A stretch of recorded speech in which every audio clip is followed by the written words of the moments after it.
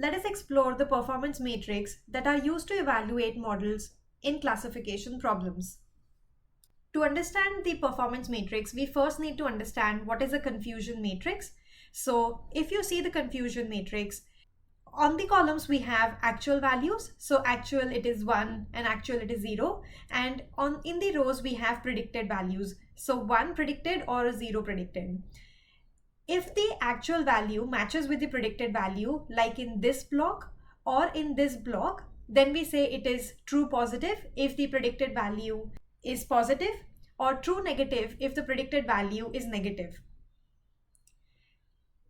In this upper quadrant, if you see, our actual value is 0 and predicted value is 1. So actual is not equal to predicted. That's why we have a false over here.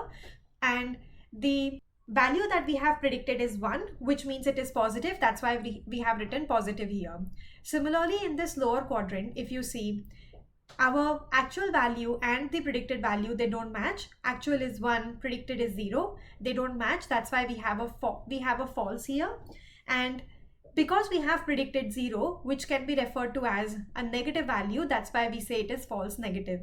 So if you want to remember this confusion matrix, try to see it as true and false. They are coming from the actual values. So if the actual value is equal to predicted value, then it is true. If the actual value is not equal to predicted value, then we say it's false.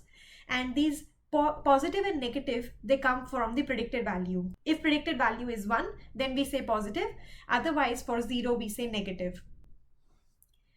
Now, what do these TP, FP, FN, TN, they refer to? So let's look into that. TP refers to true positive. It means our model has predicted a positive value, which means predicted 1. And this is also true, which means the actual is equal to predicted. Similarly, TN is true negative.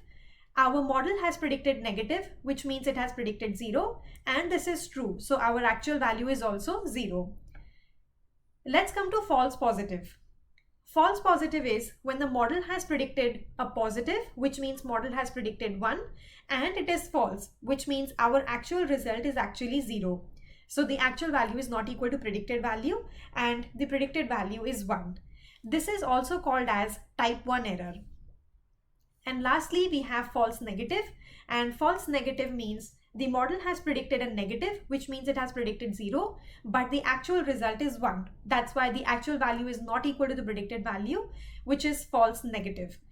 This is also called as type 2 error.